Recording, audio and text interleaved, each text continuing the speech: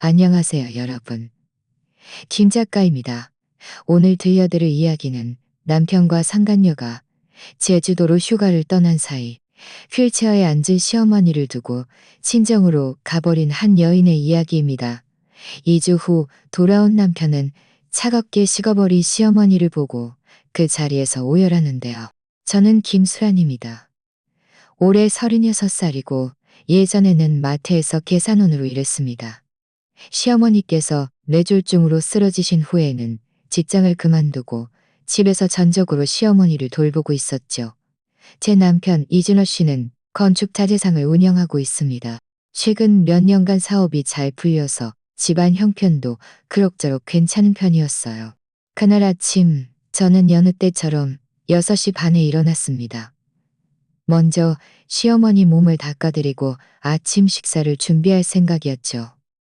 거실로 막 들어서는데 탁자 위에 이준호 씨가 남긴 쪽지가 놓여 있는 것이 보였습니다. 쪽지를 집어들자 몇 줄의 글이 적혀 있었어요. 수란아, 나 제주도로 출장 간다. 2주 정도 후에 돌아올 거야. 집이랑 어머니는 자네에게 맡길게. 신경 많이 써줘. 저는 속으로 의아했습니다. 갑자기 제주도 출장이라니? 며칠 전에는 아무 말도 없었는데. 하지만 남편이 가게를 하다 보면 가끔 급하게 출장을 갈 때도 있어서 저는 크게 신경 쓰지 않았습니다. 쪽지를 접어 주머니에 넣고 시어머니 방으로 향했어요. 시어머니께서는 반년 전 뇌졸중으로 쓰러지신 후 계속 침대에 누워 계셨습니다. 먹고 마시고 용변을 보는 것까지 모두 남의 손을 빌려야 했죠.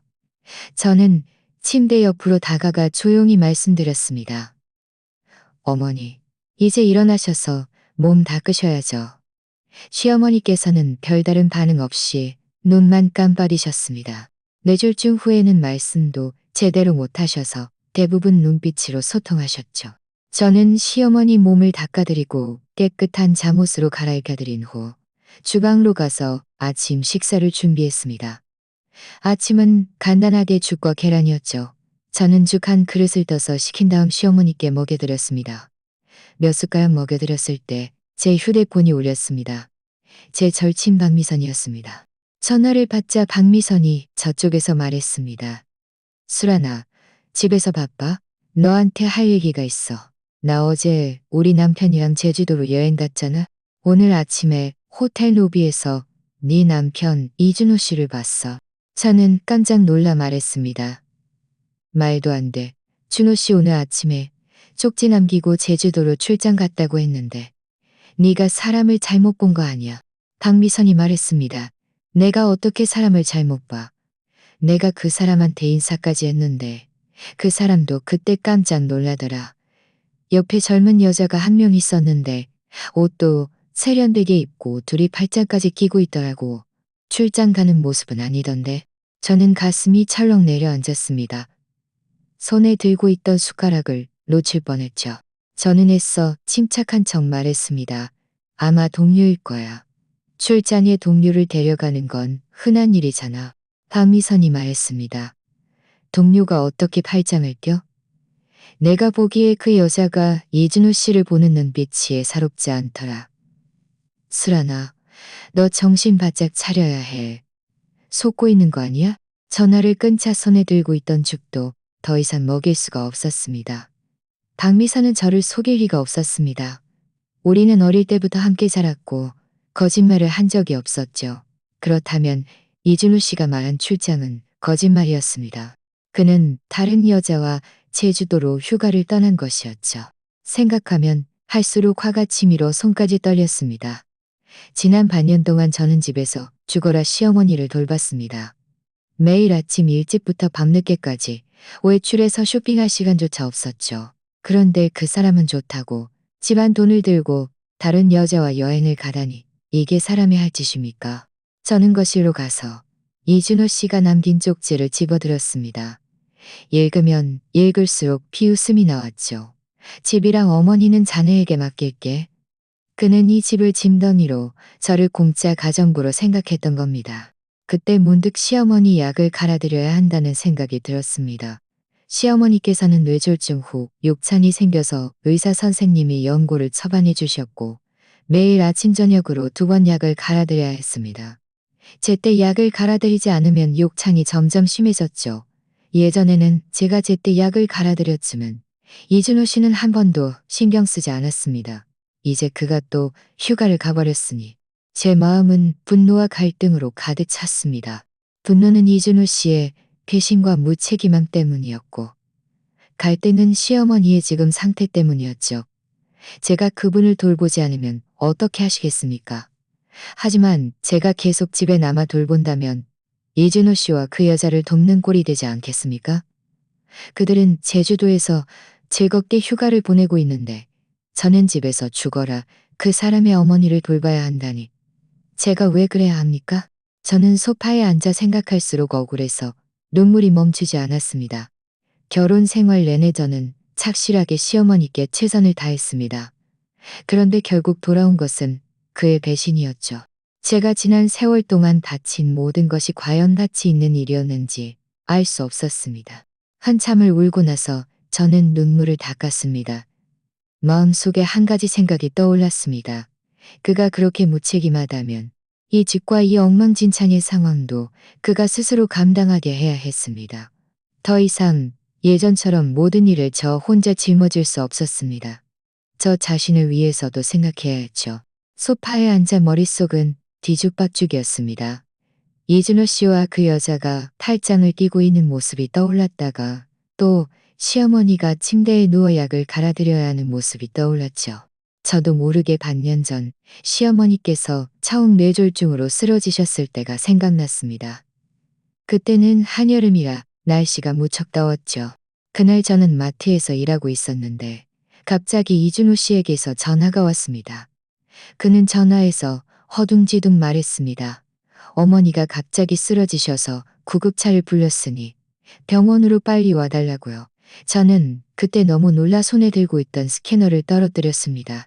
상사에게 집안에 일이 생겼다고 말하고는 병원으로 달려갔습니다. 병원에 도착하자 의사 선생님은 시어머니께서 갑작스러운 뇌졸중으로 쓰러지셨지만 다행히 응급처치가 빨라 목숨은 건졌다고 했습니다. 하지만 후유증이 남아 오른쪽 몸이 완전히 움직이지 않고 말도 제대로 못해서 침대에 누워 있어야 하며 앞으로는 계속 돌봐드려야 한다고 했죠. 이준호 씨는 그때 복도에 쪼글쪼글 앉아 머리를 감싸쥐고 있었는데 무척 힘들어 보였습니다. 제가 다가가 어깨를 두고 있었는데 그날부터 저는 마트 일을 그만두고 집에서 전적으로 시어머니를 돌봤습니다. 처음에는 경험이 전혀 없어서 휠체어에 앉은 사람 몸을 어떻게 닦아드려야 하는지 대소변은 어떻게 처리해야 하는지 몰랐습니다. 한 번은 시어머니 몸을 닦아드리다가 실수로 제 몸의 소변을 보셨는데 저는 제가 그분을 외면할 숨기며 옷을 갈아입고 다시 닦아드렸습니다. 밤에는 화장실에 몰래 숨어 울었습니다. 너무 억울했지만 점점 익숙해져서 노하우도 생겼습니다. 매일 아침 6시 반에 일어나서 먼저 시어머니 몸을 뒤척여 드렸습니다. 오랫동안 한 자세로 누워 계시면 욕창이 생기기 때문이었죠. 그리고 몸을 닦아드리고 옷을 갈아입혀드린 후 아침 식사를 먹여드렸습니다. 오전에는 오른쪽 몸을 마사지해 드렸습니다. 의사 선생님이 마사지를 많이 하는 것이 좋으니까요. 저녁에도 마찬가지를 많이 하는 근육과 위축을 예방할 수 있다고 하셨거든요. 시어머니께서 깊이 잠드셔야 비로소 제가 잠시 쉴 수 있었습니다.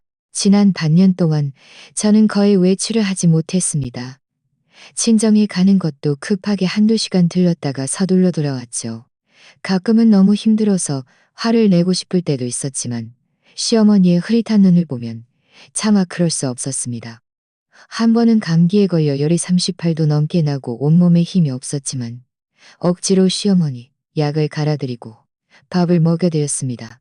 이준호 씨는 그날 밤에 돌아와서 제 안색이야. 제가 감기에 걸려 열이 난다고 말하자 그는 응 하고는 거실로 가서 텔레비전을 보러 갔습니다. 제가 쉬고 어머니를 돌봐주겠다는 말 한마디도 없었죠.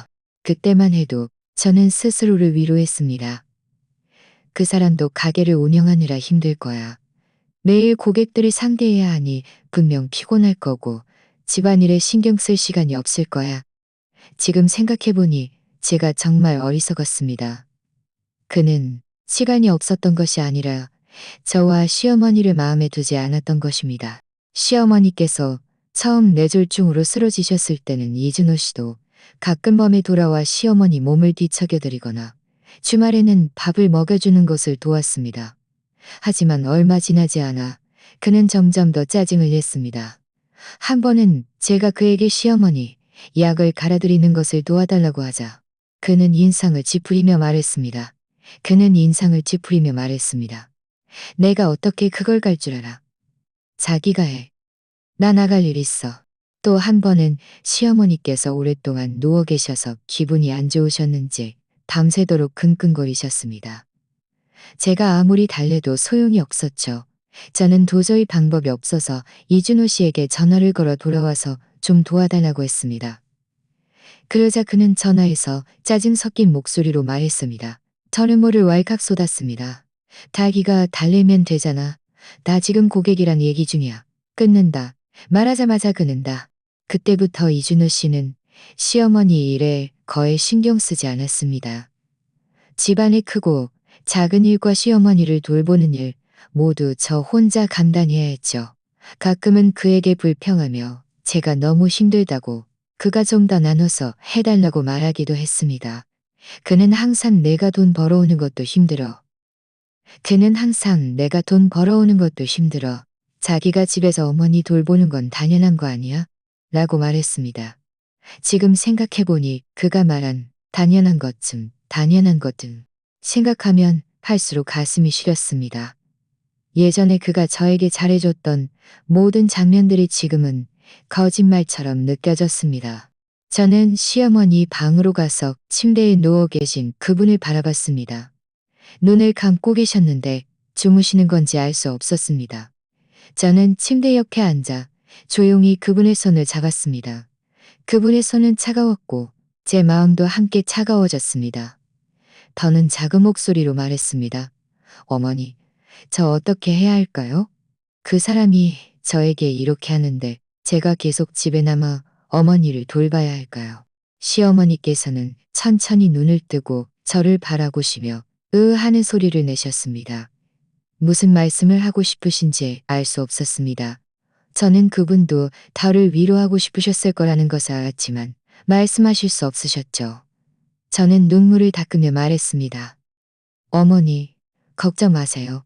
제가 어머니를 외면하지 않을 거예요. 저만 지금 제 마음이 너무 힘들어요. 좀 생각할 시간이 필요해요.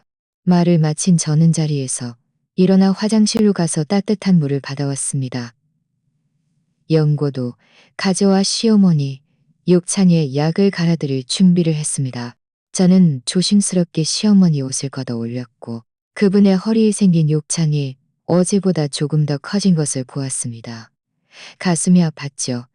저는 조심스럽게 솜으로 따뜻한 물을 적셔 욕창 주변을 깨끗하게 닦아낸 다음 연고를 바르고 거즈로 감쌌습니다. 이 모든 과정 동안 시어머니께서는 평소처럼 끙끙거리지 않고 잘 협조해 주셨습니다. 약을 갈아들인 후 저는 시어머니 옷을 덮어드리고 몸을 뒤척여 그었습니다. 침대 옆에 앉아 시어머니를 바라보자 제 마음속에 그 생각이 점점 더 선명해졌습니다. 더 이상 이렇게 살 수 없어. 나 자신을 위해 한 번은 살아야 해. 이준호 씨가 나에게 진 빚, 이 집에 진 빚을 그가 갚게 해야 해. 시어머니 약을 갈아들인 후 저는 거실 소파에 앉았습니다. 손에 휴대폰을 쥐고 이준호 씨의 전화번호 위에서 손가락을 계속 망설였습니다. 저는 직접 그에게 묻고 싶었습니다. 왜 다른 여자와 제주도로 휴가를 갔는지, 휠체어에 앉은 시어머니와 이 집을 저 혼자에게 내팽개쳤는지. 저는 깊은 숨을 들이쉬고 통화 버튼을 눌렀습니다. 전화는 한 번, 두 번 울렸고 자동으로 끊길 때까지 그는 받지 않았습니다. 제 마음속의 화가 다시 치밀어 올랐습니다.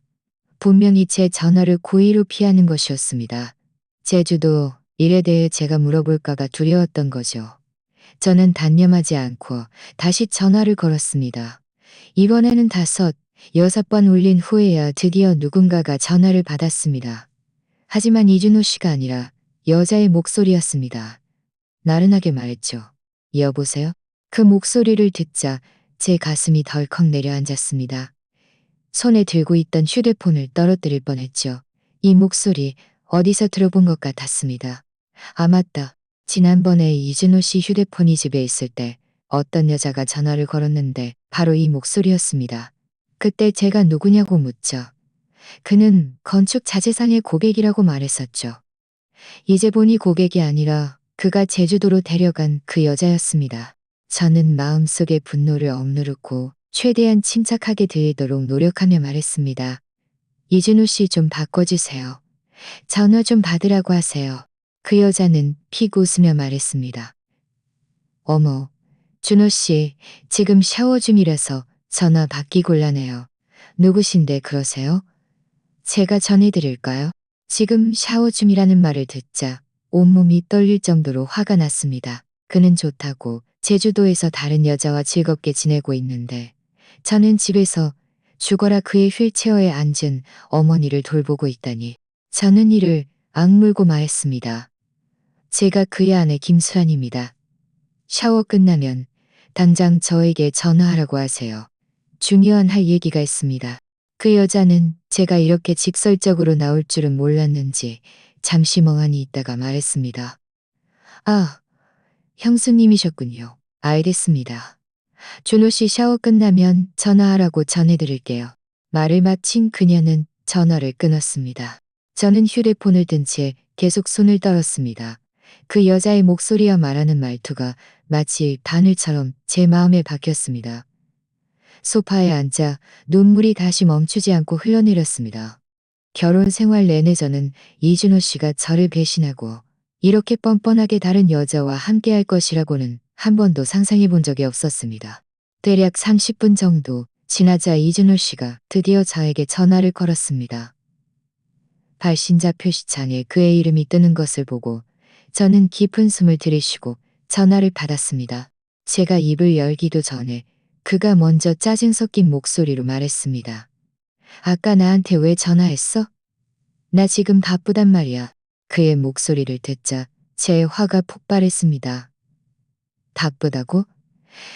다른 여자랑 제주도에서 휴가 보내느라 바쁜 거겠지. 이준호 씨, 솔직히 말해봐. 당신 출장 간 거 아니지? 그 여자 데리고 제주도로 놀러 간 거지, 안 그래?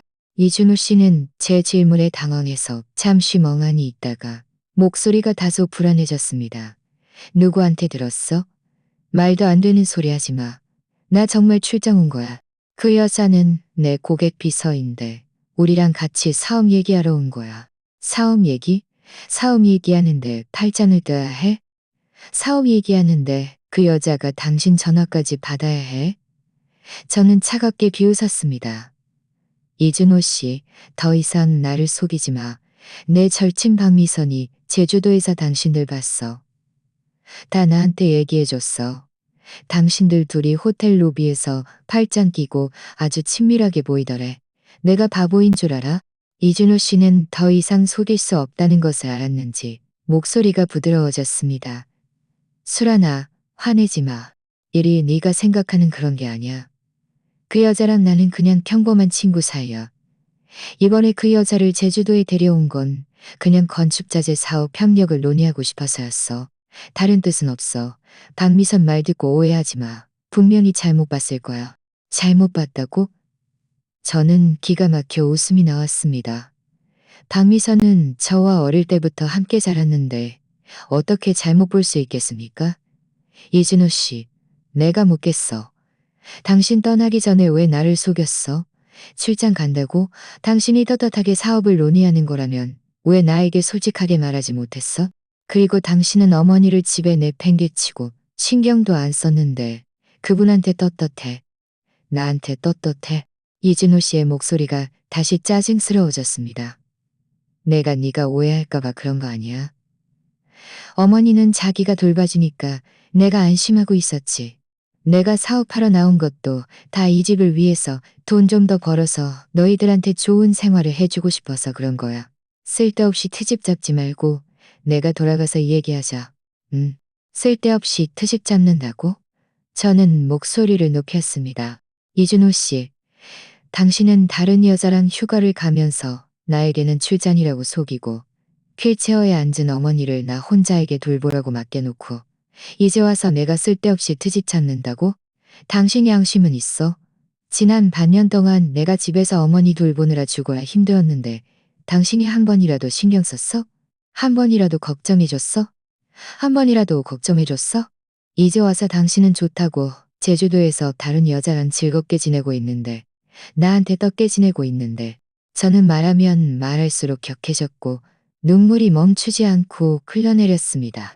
전화 저편의 이진호 씨는 잠시 침묵하다가 말했습니다. 수연아, 내가 어머니 돌보는 게 쉬운 일 아니라는 거 알아. 내가 돌아가면 너한테 좋은 거 사줄게. 보상해줄게. 응? 나 지금 정말 바빠. 고객들이 기다리고 있어. 먼저 끊을게. 제가 한마디 더 말하기도 전에 그는 전화를 끊었습니다. 저는 휴대폰을 든 채 전화기에서 들려오는 뚜뚜 소리를 들으며 마음이 싸늘하게 식었습니다. 저는 원래 그가 저에게 사과하고 자신의 잘못을 깨달아주기를 조금이나마 기대했습니다. 하지만 지금 보니 그는 제 말을 전혀 신경 쓰지 않았고 심지어 제가 쓸데없이 트집 잡는다고 생각하는 것 같았습니다. 저는 소파에 앉아 텅 빈 거실을 바라봤습니다. 그리고 시어머니 방 쪽을 바라보자 제 마음속에 그 생각이 점점 더 확고해졌습니다. 친정으로 돌아가야겠어. 더 이상 여기서 억울하게 살 수 없어. 이 집, 이 엉망진창인 상황은 이준호 씨가 스스로 감당해야 해. 저는 자리에서 일어나 시어머니 방 문으로 가서 조용히 문을 열었습니다. 시어머니께서는 아직 침대에 누워 눈을 뜨고 계셨는데 무엇을 보고 계신지 알 수 없었습니다. 제 마음이 조금 아팠습니다. 그래도 반년 넘게 돌봐드렸으니 정이 조금은 들었으니까요. 하지만 이준호 씨의 행동을 생각하자 저는 다시 마음을 굳게 먹었습니다. 이건 내 잘못이 아니야. 이준호 씨의 잘못이야. 그는 자신의 행동에 대한 대가를 치러야 해. 저는 거실로 돌아와 휴대폰을 들고 친정으로 전화를 걸었습니다. 이 일을 엄마에게 말하고 엄마의 의견을 들어봐야겠다고 생각했죠. 전화는 한 번 울리자마자 엄마가 받으셨습니다. 엄마는 저쪽에서 웃으며 말했습니다. 수란아, 웬일로 엄마한테 전화를 다 했어? 엄마가 해준 갈비찜이 먹고 싶었어. 친숙한 목소리를 듣자 제 코끝이 시큰해졌고 눈물이 다시 멈추지 않고 흘러내렸습니다. 엄마, 저는 흐느끼며 말했습니다. 엄마는 제 목소리가 이상하다는 것을 듣고는 급히 물으셨습니다. 수란아, 왜 그래? 울었어? 무슨 일이야? 엄마한테 말해봐. 저는 코를 훌쩍이며 이준호 씨가 쪽지를 남기고 제주도로 출장 갔다고 한 일, 절친 박미선이 그가 다른 여자와 휴가를 보내는 것을 봤다고 한 일, 그리고 제가 전화로 따져 물었을 때 그가 인정하지 않고 저를 쓸데없이 트집 잡는다고 말한 일을 처음부터 끝까지 엄마에게 말씀드렸습니다. 엄마는 다 듣고 나서 저쪽에서 화를 내며 발을 동동 굴렸습니다. 이 이준호, 그 사람이 사람이야? 네가 집에서 죽어라 휠체어에 앉은 자기 어머니 돌보고 있는데 그는 좋다고 집안 돈을 들고 다른 여자랑 여행을 가. 정말 양심도 없는 놈. 저는 울면서 말했습니다. 엄마, 저 지금 정말 어떻게 해야 할지 모르겠어요. 지난 반년 동안 제가 어머니 돌보면서 한 번도 불평한 적 없는데 그는 저를 조금도 헤아려 주지 않고 이렇게 저에게 상처를 줘요. 엄마는 급히 말씀하셨습니다. 수란아, 너무 힘들어하지 마. 그리고 그 사람 때문에 화내지 마. 그런 남자는 네가 상심할 가치도 없어. 엄마 말 들어. 당장 짐 싸서 친정으로 돌아와. 그 집에서 더 이상 억울하게 살지 마. 집에는 네 오빠도 있고 새언니도 있으니 우리가 다 너를 돌볼 수 있어. 저는 망설이며 말했습니다. 하지만 시어머니는 아직 집에 계세요. 휠체어에 앉아 계셔서 돌봐줄 사람이 필요해요. 제가 가버리면 어떻게 하세요? 엄마는 한숨을 쉬며 말했습니다. 수란아, 너는 너무 착해. 이럴 때도 그 사람 어머니 걱정을 해. 그분은 자기 친어머니잖아. 네 친어머니도 아니고.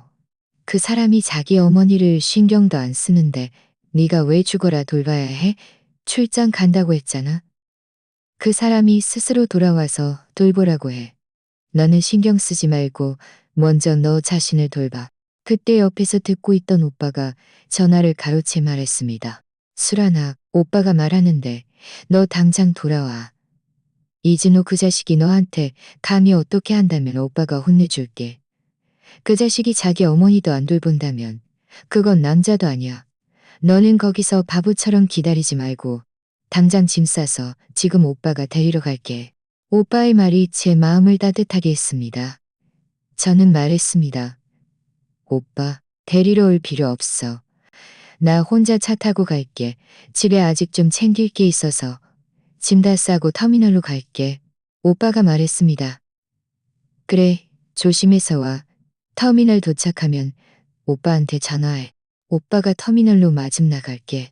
전화를 끊자 제 마음이 훨씬 편해졌습니다. 가족들의 지지가 있으니 저도 더 자신감이 생겼습니다. 저는 침실로 가서 옷장을 열고 짐을 싸기 시작했습니다. 사실 딱히 챙길 것도 없었습니다. 몇 벌에 갈아입을 옷과 제 신분증, 은행 카드 정도를 작은 캐리어에 담았습니다. 짐을 다 싸고 나서 저는 다시 시어머니 방으로 갔습니다. 시어머니께서는 아직 침대에 누워 계셨는데 제가 캐리어를 끌고 있는 것을 보고는 눈에 의아한 표정을 지으셨습니다. 하는 소리를 내시며 마치 제가 어디로 가는지 묻는 것 같았습니다. 저는 침대 옆으로 가서 쪼그려 앉아 시어머니 손을 잡았습니다. 어머니, 저 친정에 며칠 다녀올게요. 걱정 마세요. 제가 준호 씨한테 쪽지 남겨놨어요. 어떻게 약 깔아드리고 밥 먹여드려야 하는지 다 적어놨어요. 그 사람이 곧 돌아와서 어머니를 돌볼 거예요. 그 사람을 기다려주세요. 시어머니께서는 제 말을 알아들으신 것 같았습니다. 눈에 눈물이 고였고 제 손을 꼭 잡고 놓지 않으셨습니다. 제 마음도 무척 아팠고 눈물이 다시 흘러내렸습니다. 죄송해요, 어머니. 더 이상 어머니를 돌볼 수 없어요. 제가 매정한 게 아니라 어머니 아들이 저를 너무 실망시켰어요. 저는 조용히 시어머니 손을 놓아드리고 자리에서 일어나 눈물을 닦았습니다. 그리고 거실로 가서 종이와 펜을 들고 쪽지를 쓰기 시작했습니다. 시어머니 약 깔아드리는 시간과 절차, 그리고 식사 시 주의사항을 자세하게 적었습니다. 예를 들어 아침 7시, 저녁 7시에 한 번씩 약을 갈아드리고 약 갈기 전에 따뜻한 물로 욕창 주변 피부를 깨끗하게 닦아낸 다음 연고를 바르고 거즈로 감싸야 한다고요. 식사를 먹여드릴 때는 천천히 해야 하고 매일 3번 죽을 먹여드려야 하며 점심때는 계란을 추가해도 된다고 적었습니다. 그리고 매일 시어머니 몸을 뒤척여드려 욕창이 생기는 것을 예방해야 한다고도 썼죠. 저는 쪽지를 탁자 위에 이준호 씨가 전에 남긴 쪽지와 함께 놓았습니다. 그리고 시어머니 방을 다시 한번 바라보며 속으로 죄송합니다라고 읊조린 후 캐리어를 끌고 조용히 현관문을 닫고 나섰습니다. 아래층으로 내려와 저는 5년 동안 살았던 이 집을 뒤돌아봤습니다. 마음이 복잡했습니다. 이곳에는 즐거운 추억도 있었고 억울한 눈물도 있었습니다. 이제 저는 이곳을 떠나고 있었고 앞으로 다시 돌아올 수 있을지 알 수 없었습니다. 저는 캐리어를 끌고 천천히 아파트 단지 입구로 가서 택시를 잡아 터미널로 향했습니다. 길을 가는 동안 창밖 풍경을 바라보며 마음이 슬프기도 하고 기대되기도 했습니다. 슬픈 것은 이 결혼 생활이 끝을 향해 가고 있다는 것이었고 기대되는 것은 친정으로 돌아가 몇 날 며칠이라도 편안하게 지낼 수 있다는 것이었습니다. 터미널에 도착하자 저는 친정으로 가는 가장 빠른 버스표를 샀습니다. 그리고 오빠에게 전화해서 버스표 시간을 알려줬습니다. 오빠는 제때 터미널로 마중 나올 것이라고 말했습니다. 대합실에 앉아 오가는 사람들을 바라보자 마음이 훨씬 평온해졌습니다. 저는 이 순간부터 저 자신을 위해 살아야 한다는 것을 알았습니다. 더 이상 예전처럼 모든 일을 남을 위해 생각하다가 결국 저 자신만 억울해지는 일은 없어야 했습니다. 얼마 지나지 않아 버스가 도착했고 저는 캐리어를 들고 사람들을 따라 버스에 올랐습니다. 자리를 잡고 앉은 후 창밖을 바라보자 버스는 천천히 움직이기 시작했고 저를 슬프게 했던 이 도시에서 점점 멀어졌습니다. 저는 마음속으로 맹세했습니다. 이번에 친정으로 돌아가면 다시는 이준호 씨를 쉽게 용서하지 않겠다고. 그는 자신의 행동에 대한 대가를 치러야 한다고요. 버스가 터미널에 도착했을 때 제가 출구로 나오자마자 오빠가 사람들 속에서 저를 향해 손을 흔드는 것이 보였습니다. 오빠는 성큼성큼 다가와 제 손에 들린 캐리어를 받아들며 말했습니다. 수란아, 힘들었지? 어서 오빠랑 집에 가자. 엄마가 집에서 갈비찜 해놓고 네가 오기만 기다리고 있어. 저는 오빠를 따라 차에 올랐고 마음이 따뜻했습니다.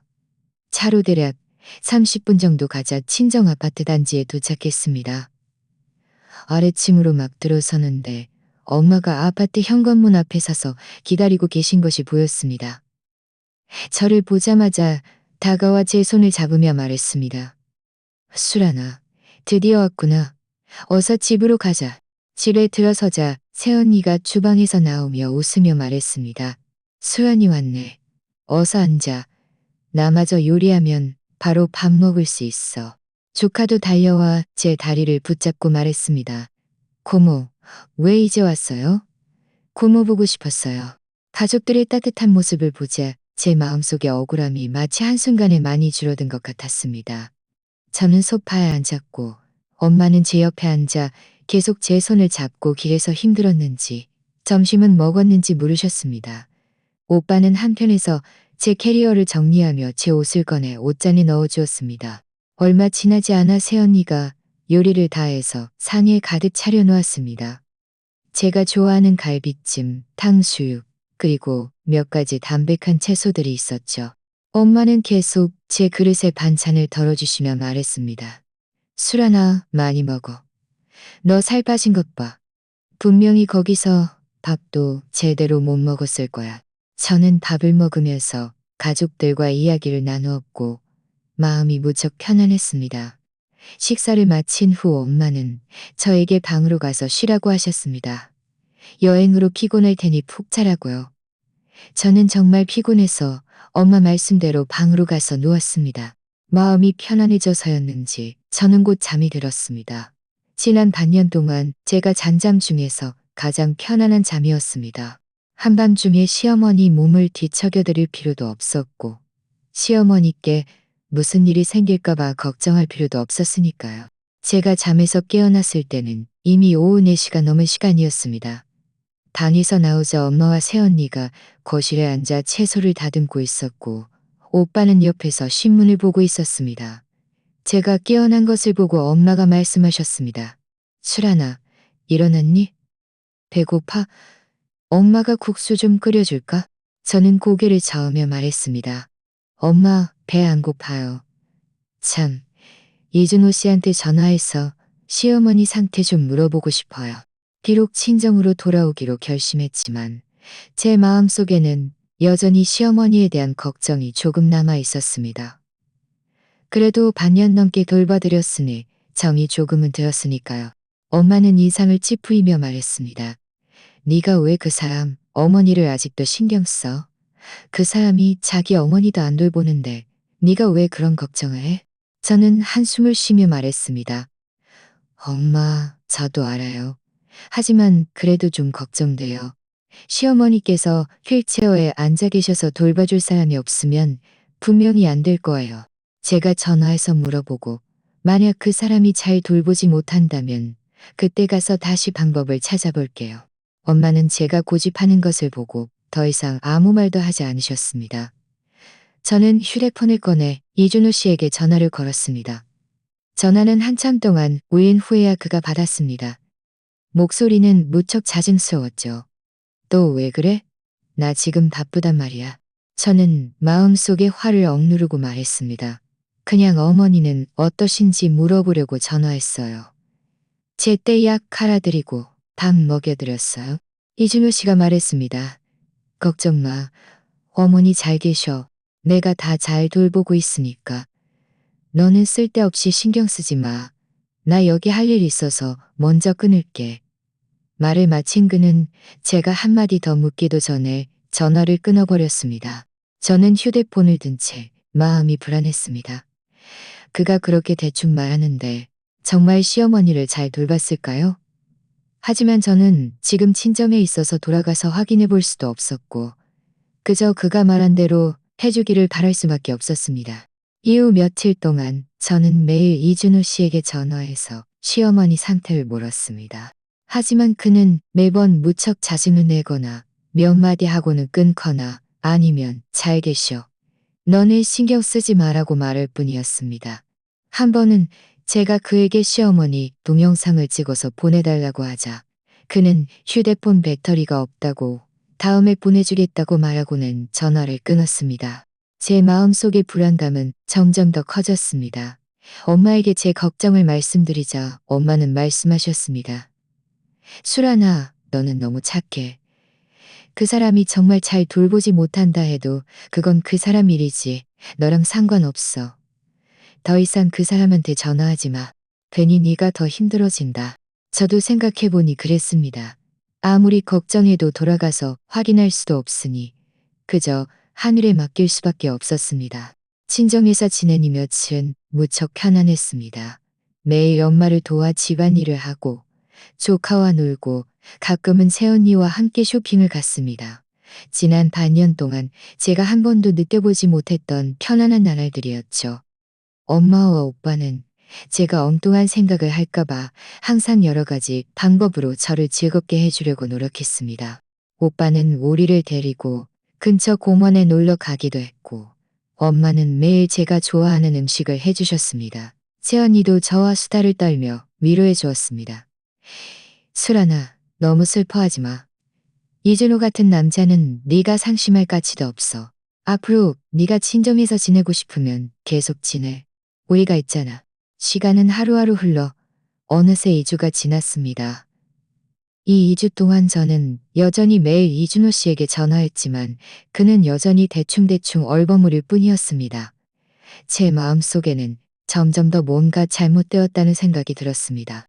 분명히 그가 시어머니를 제대로 돌보지 않았을 거라는 예감이 들었죠. 그날 아침 제가 막 일어났을 때 이준호 씨에게서 전화가 왔습니다. 저는 그가 여전히 예전처럼 몇 마디 얼버무리고 끊을 것이라고 생각했습니다. 하지만 전화 저편에서 들려온 것은 그의 울먹이는 목소리였습니다. 저는 휴대폰을 든 채 이준호 씨의 울먹이는 목소리를 듣자 가슴이 철렁 내려앉았습니다. 뭔가 불길한 예감이 들었죠. 그는 전화 저편에서 더듬더듬 말했습니다.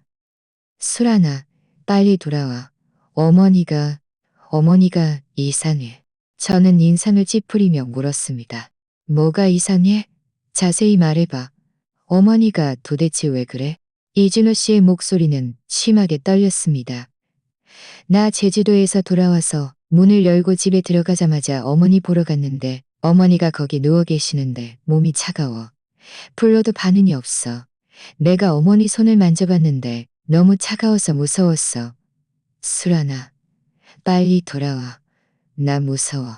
몸이 차가워라는 말을 듣자 제 마음도 함께 시큰해졌습니다. 비록 이것이 이준호 씨 스스로 자초한 일이라는 것을 알았지만 그래도 시어머니가 걱정되는 것을 억누를 수 없었습니다. 저는 깊은 숨을 들이쉬고 최대한 침착한 목소리로 말했습니다. 먼저 당황하지 마. 빨리 어머니 숨 쉬는지 확인해봐. 숨 안 쉬면 당장 119에 전화해. 전화 저편에서 이준호 씨의 허둥지둥하는 발소리와 함께 그의 떨리는 목소리가 들려왔습니다. 내가 어머니를 볼게. 어머니.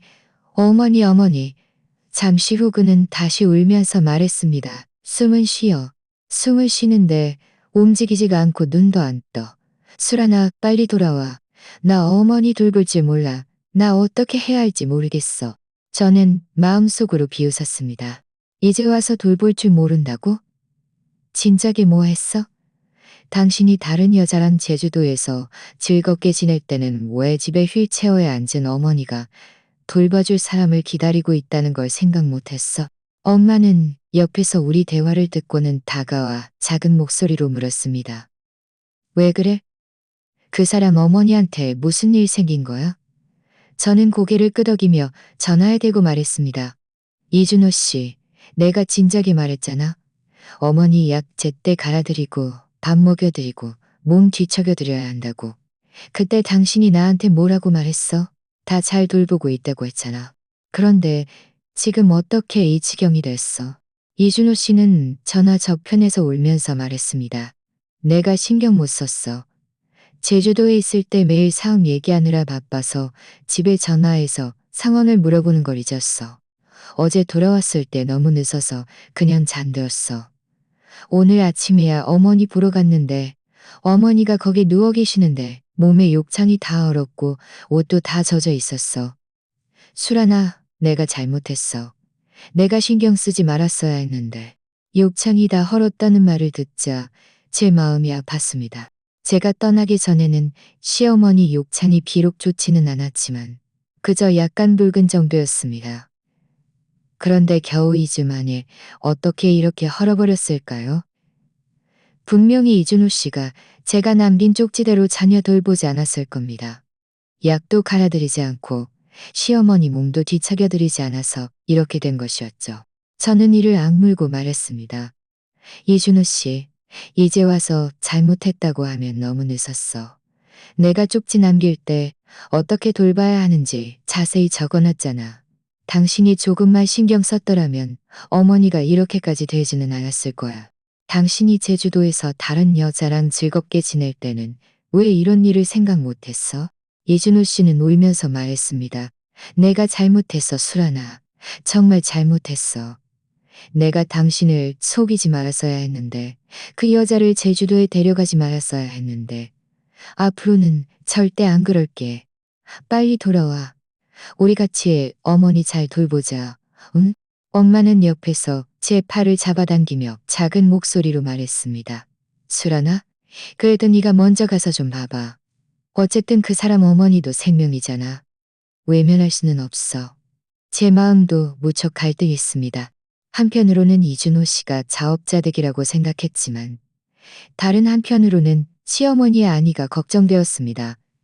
그래도 반년 넘게 돌봐드렸으니 정이 조금은 들었으니까요.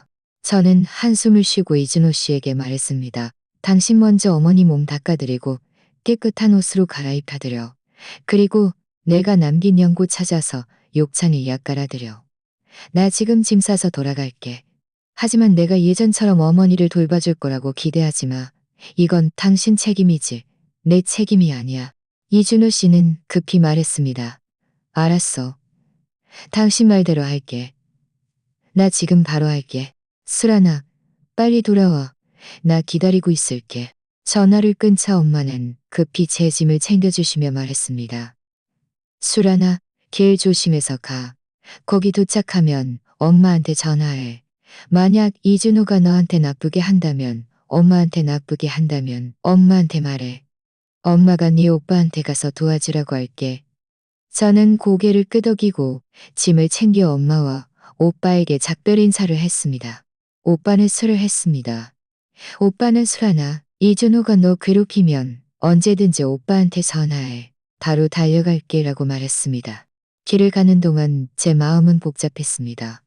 시어머니 상태도 걱정되었고 이준호 씨의 무책임함에 화가 나기도 했습니다. 저는 마음속으로 다짐했습니다. 이번에 돌아가면 절대 그를 쉽게 용서하지 않겠다고. 그는 반드시 자신의 행동에 대한 대가를 치러야 한다고요. 대략 2시간 후 저는 드디어 집 문 앞에 도착했습니다. 문을 열자마자 불쾌한 냄새가 풍겨왔습니다. 대소변이 젖은 후의 악취 같았습니다. 저는 인상을 찌푸리며 거실로 들어섰고 이준호 씨가 시어머니 방문 앞에 앉아 있는 것을 보았습니다.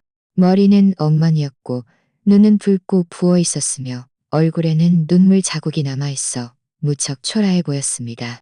그는 제가 돌아온 것을 보자마자 마치 구명줄이라도 잡은 듯 급히 일어서서 제 손을 붙잡고 말했습니다. 수란아, 드디어 왔구나. 나 아까 어머니 몸 닦아드리려고 했는데 내가 할 줄 몰라. 어머니가 움직이면 끙끙거리셔서 내가 건드릴 수가 없었어. 연고도 찾았는데 어떻게 갈아야 하는지 모르겠어. 저는 그의 손을 뿌리치며 퉁명스럽게 말했습니다. 이제 와서 할 줄 모른다고? 진작에 뭐 했어? 말을 마친 저는 성큼성큼 시어머니 방으로 들어섰습니다. 방으로 들어서자마자 저도 모르게 인상을 찌푸렸습니다. 시어머니께서는 침대에 누워 계셨는데 덮고 있는 이불은 더럽고 엉망이었고 옷에는 누런 얼룩이 묻어 있었습니다. 분명히 대소변으로 젖은 것이었죠. 그분의 얼굴은 창백해서 혈색이 전혀 없었고 눈은 감겨 있었으며 입술은 바삭 말라 있었고 입가에는 음식물 찌꺼기가 남아 있었습니다. 저는 다가가 그분의 이마를 만져봤습니다. 비록 전에 말했던 것처럼 그렇게 차갑지는 않았지만 그래도 약간 차가워서 정상 체온보다 훨씬 낮았습니다. 저는 이불을 걷어 올렸고 시어머니 허리의 욕찬이 이미 심하게 허어버린 것을 보았습니다. 제가 떠나기 전보다 한 바퀴 더 커졌고 주변 피부는 붉게 붓고 노란 고름까지 흘러나오고 있었습니다. 제 마음이 아팠습니다. 저는 뒤돌아 문 앞에 있는 이준호 씨에게 말했습니다. 이것 봐. 이게 당신이 말한 잘 돌보고 있다는 거야? 내가 떠나기 전에 매일 2번 약 깔아드려야 하고 몸 뒤척여드려야 한다고 말했는데 당신이 뭘 했어? 당신은 어머니한테 밥도 제대로 안 먹여드렸지? 이준호 씨는 고개를 숙이고 저를 쳐다보지 못하며 작은 목소리로 말했습니다.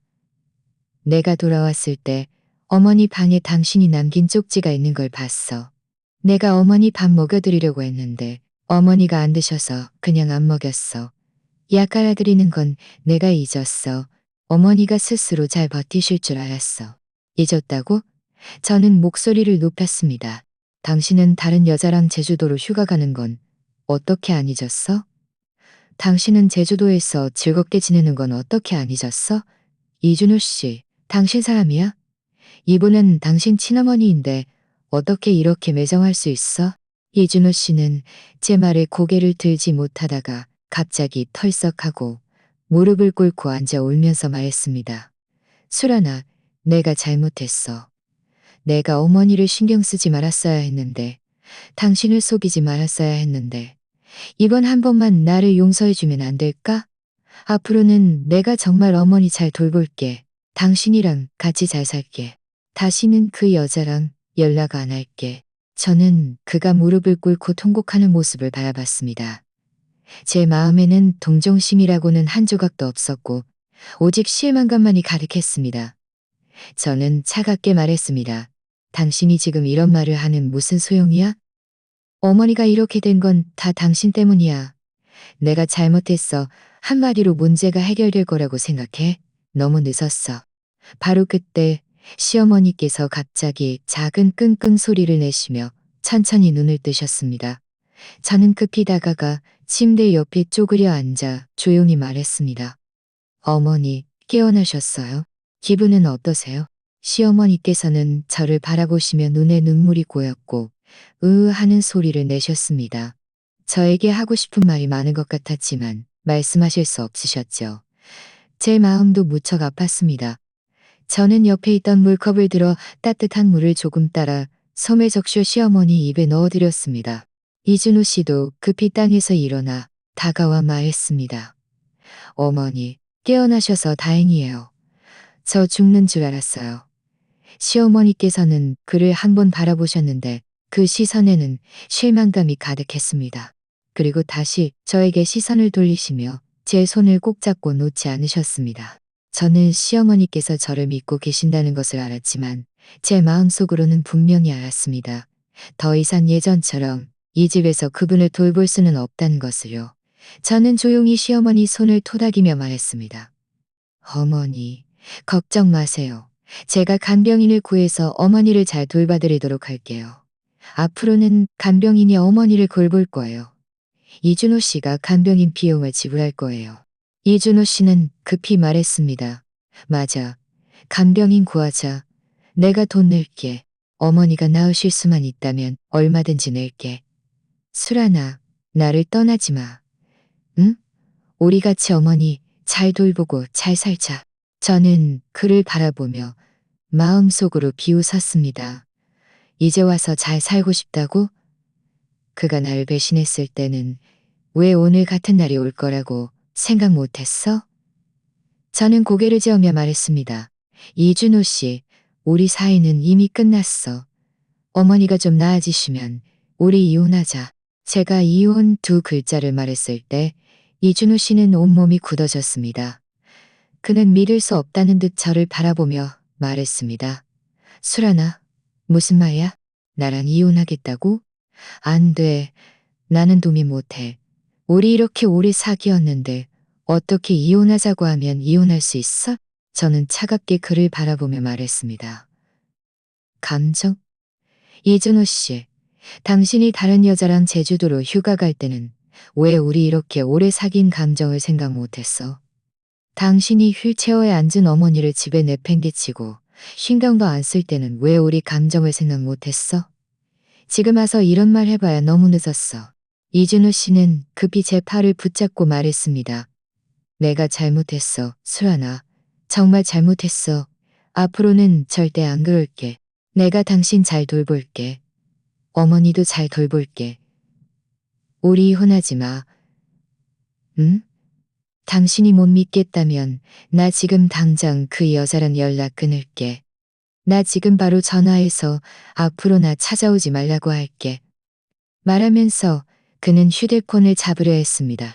저는 그의 손을 뿌리치며 말했습니다. 됐어, 이준호 씨. 나는 이미 당신을 믿지 않아.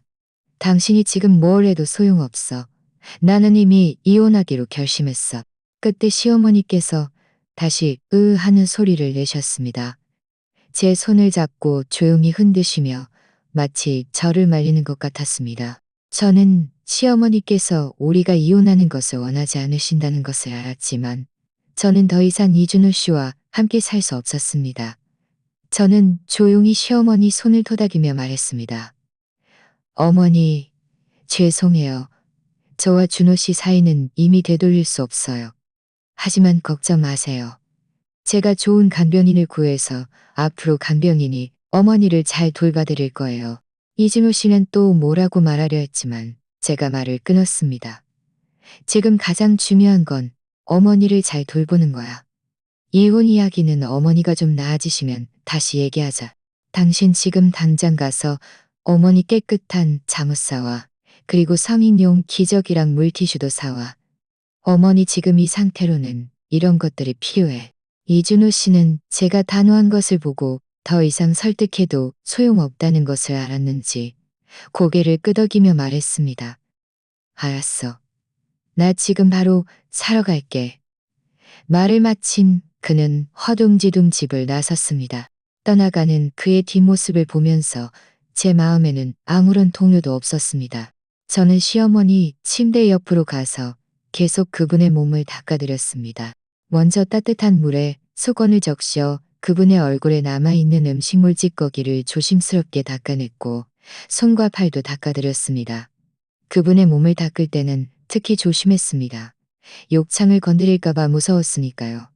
몸을 다 닦아드린 후 저는 제가 전에 시어머니께 사드린 깨끗한 잠옷을 찾아 천천히 갈아입혀 드렸습니다.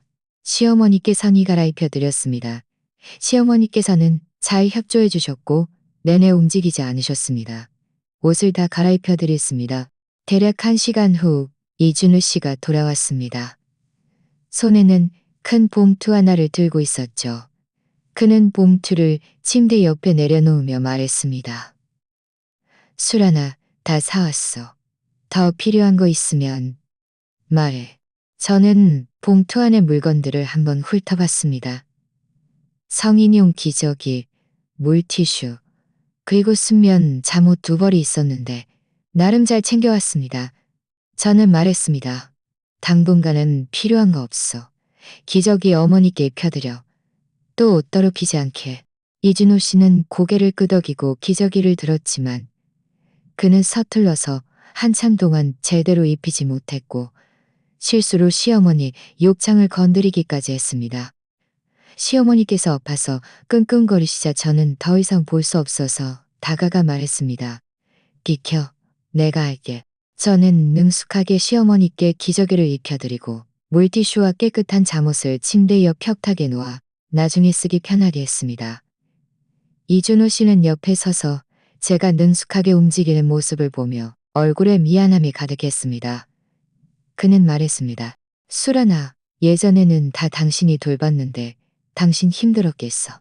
저는 그를 무시하고 휴대폰을 꺼내 인터넷으로 간병인을 찾아보기 시작했습니다. 제가 전에 시어머니를 돌볼 때부터 휠체어에 앉은 노인분들을 전문적으로 돌보는 간병인이 있다는 것을 알고 있었습니다. 다만 그때는 제가 집에 있었으니 찾을 필요가 없었죠.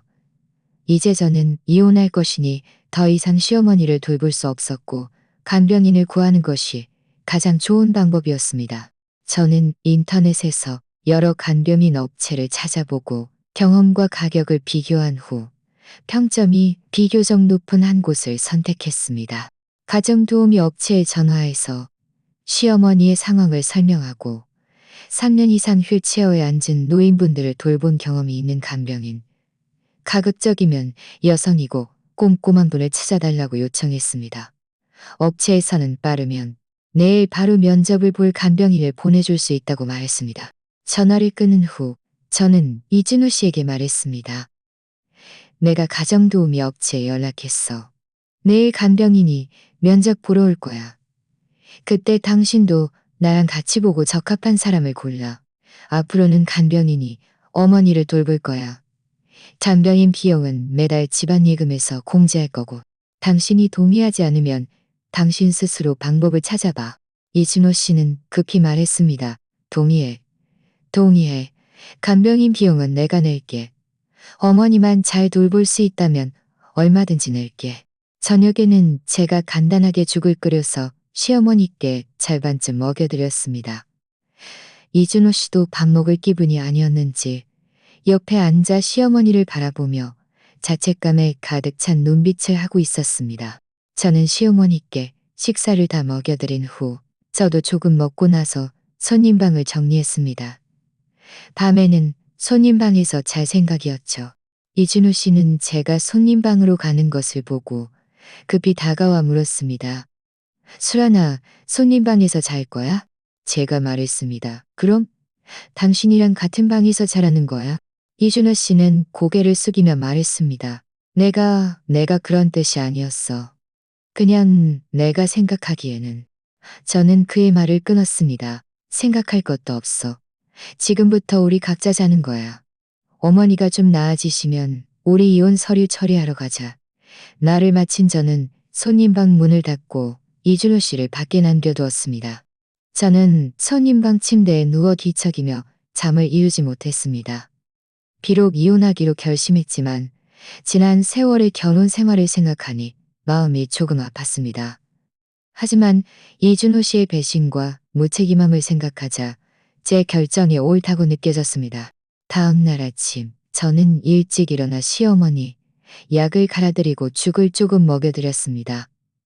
집안일을 다 정리하자 가정도우미 업체에서 전화가 왔습니다.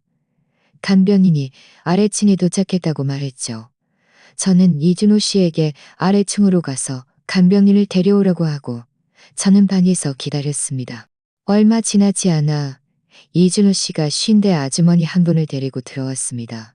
아주머니는 무척 상냥해 보였고 깨끗한 옷을 입고 손에는 작은 가방을 들고 있었습니다. 아주머니는 자신을 김영숙이라고 소개하며 휠체어에 앉은 노인분들을 돌본 경험이 5년이라고 했습니다. 전에 시어머니와 비슷한 상황의 노인분들을 여러 명 돌봤다고요. 저는 김영숙 아주머니께 시어머니의 상황을 설명했습니다. 매일 약을 갈아드려야 하는 시간, 식사 시 주의사항, 그리고 몸을 뒤척여드리는 빈도 등을 포함해서요. 김영숙 아주머니는 무척 진지하게 들으셨고 노트까지 꺼내서 받아 적으셨습니다. 그녀는 김수란 사모님, 걱정 마세요. 제가 분명히 아주머니를 잘 돌볼 거예요. 매일 제때 약 갈아드리고 밥 먹여드리고 몸 뒤척여드릴 거예요. 절대 서운하게 하지 않을 거예요. 라고 말했습니다. 저는 김영숙 아주머니께 노인 돌봄에 관한 몇 가지 세부 사항을 더 물었고 아주머니는 모두 전문적으로 대답해 주셨습니다. 김영숙 아주머니가 정말 믿을 만하다는 것을 보고 저는 이준호 씨에게 말했습니다. 저는 김영숙 아주머니가 괜찮은 것 같은데 당신은 어떻게 생각해요? 이준호 씨는 급히 고개를 끄덕이며 말했습니다. 저도 괜찮은 것 같아요. 김영숙 아주머니로 해요. 그렇게 우리는 김영숙 아주머니와 계약을 맺었습니다. 매달 월급은 6억만 원으로 약정했고 첫 달 월급은 선불로 지급하고 이후 매달 초에 지급하기로 했습니다. 김영숙 아주머니는 그날 바로 집에 머물며 시어머니를 돌보기 시작했습니다. 김영숙 아주머니는 무척 부지런했습니다. 계약을 맺자마자 시어머니 몸을 닦아드리고 몸을 마사지해 드렸습니다. 시어머니께서도 김영숙 아주머니를 무척 좋아하시는 것 같았습니다. 김영숙 아주머니가 말을 걸 때마다 고개를 살짝 끄덕이셨죠. 김영숙 아주머니가 시어머니를 잘 돌봐드리는 것을 보고 제 마음도 놓였습니다. 저는 이준호 씨에게 말했습니다. 김영숙 아주머니가 이미 집에 머무르기 시작했으니 앞으로 어머니는 그분이 돌볼 거예요. 이혼 이야기는 이미 오빠한테 말했고 오빠가 변호사를 찾아줄 거예요. 변호사가 이혼 합의서를 다 작성하면 제가 당신한테 서명하라고 가져갈 거예요. 이준호 씨의 얼굴이 순식간에 하얗게 질렸습니다. 그는 말했습니다. 수란아, 정말 나에게 한 번 더 기회를 줄 수 없어? 내가 잘못했다는 거 알아. 앞으로 정말 변할게. 저는 고개를 저으며 말했습니다. 이준호 씨, 기회는 이미 당신에게 줬어.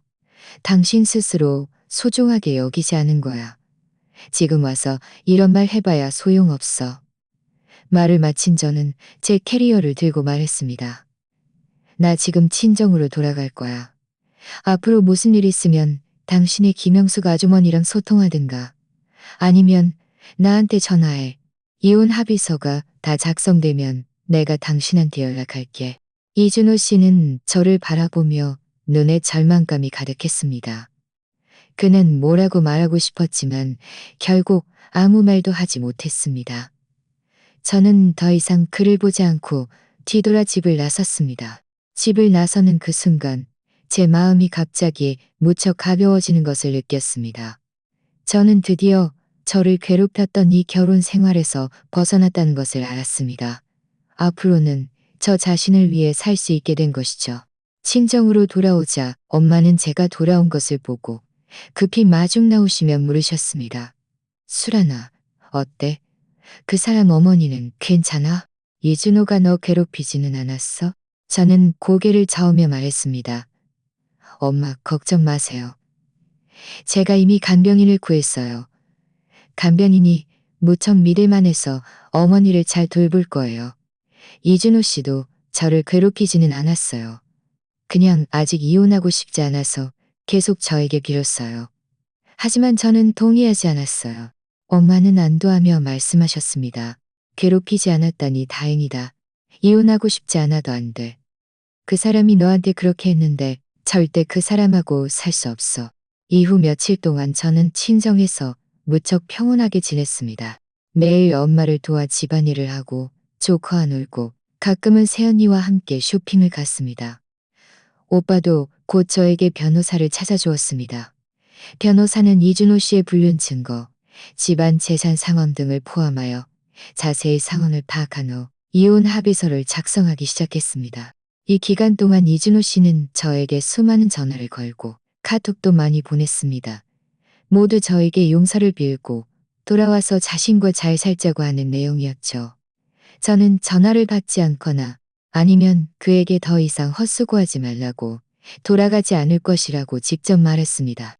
카톡 메시지도 한 통도 답장하지 않고 그의 카톡 메시지를 방해, 금지 설정으로 해놓았습니다.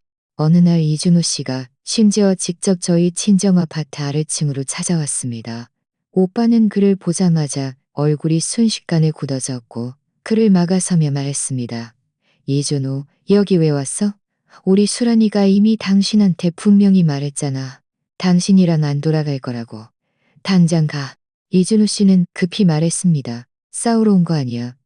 그냥 수란이랑 좋게 얘기하고 싶어서 왔어. 내가 잘못했다는 거 알아.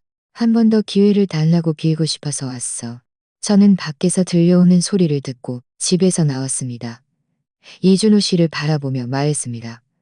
이준호 씨, 당신이랑 할 얘기 없어. 이혼 합의서는 변호사가 이미 작성 중이야. 다 작성되면 내가 당신한테 연락할 거야. 당신 지금 당장 가. 우리 친정 아래층에서 소란 피워서 보기 안 좋아.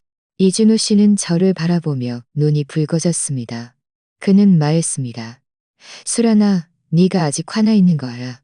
내가 정말 심하게 잘못한 것도 알아. 하지만 우리 이렇게 오래 사귄 감정이 있는데 네가 정말 이렇게 매정할 수 있어? 생각해봐. 비록 우리 아이는 없지만 내가 앞으로 정말 당신이랑 잘 살게. 우리 같이 아이도 낳고 어머니도 잘 돌보자. 저는 차갑게 비웃으며 말했습니다. 이준호 씨, 지금 와서 이런 말 해봐야 무슨 소용이야? 당신이 다른 여자랑 제주도로 휴가 갈 때는 왜 우리 감정을 생각 못했어? 당신이 휠체어에 앉은 어머니를 집에 내팽개치고 신경도 안 쓸 때는 왜 이런 것들을 생각 못했어? 지금 와서 이런 말 해봐야 너무 늦었어. 마지막으로 다시 말하는데 나는 당신이랑 안 살 거야. 당장 가. 오빠도 옆에서 말했습니다. 이준호, 우리가 이미 할 말을 다 했잖아. 당장 가. 여기서 더 이상 질척거리지 마. 안 그러면 내가 가만 안 둘 거야. 이준호 씨는 또 뭐라고 말하려 했지만 저와 오빠의 단호한 눈빛을 보자 결국 아무 말도 하지 못하고 그저 한숨을 쉬며 뒤돌아갔습니다. 그가 쓸쓸하게 돌아가는 뒷모습을 보면서 제 마음에는 아무런 동정심도 없었고 오직 해방감만이 느껴졌습니다. 며칠이 더 지나 변호사에게서 전화가 왔습니다. 이혼 합의서가 이미 작성되었으니 와서 검토해보고 문제가 없으면 이준호 씨에게 연락해서 서명할 수 있다고 했습니다. 저는 급히 오빠와 함께 법률사무소로 갔습니다. 이혼 합의서에는 자세히 적혀 있었습니다. 집은 제가 갖기로 했습니다. 집은 저와 이준호 씨가 결혼 후에 함께 산 것이므로 부부 공동 재산에 속하고 이준호 씨가 유책 배우자이므로 제가 더 많이 분할받을 권리가 있다고 했습니다. 집안 예금은 총 2억 원이었는데 저에게 1억 5천만 원을 분할하고 남은 5천만 원은 이준호 씨에게 분할하기로 했습니다. 이준호 씨는 매달 시어머니의 간병인 비용 6억여만 원을 지불해야 하며 시어머니가 돌아가실 때까지 계속해야 한다고요. 이준호 씨는 또한 저에게 정신적 위자료로 5천만 원을 배상해야 했습니다. 그의 불륜으로 인해 제가 큰 정신적 고통을 겪었기 때문이었죠. 저는 한번 훑어보고 아무 문제가 없다고 생각해서 변호사에게 이대로 진행해도 좋다고 말했습니다. 변호사는 고개를 끄덕이며 말했습니다. 그럼 제가 지금 이준호 씨에게 연락해서 서명하러 오라고 할게요. 얼마 지나지 않아 이준호 씨가 왔습니다. 그는 이혼 합의서를 한 줄 한 줄 읽어나갔고 얼굴은 점점 더 굳어졌습니다.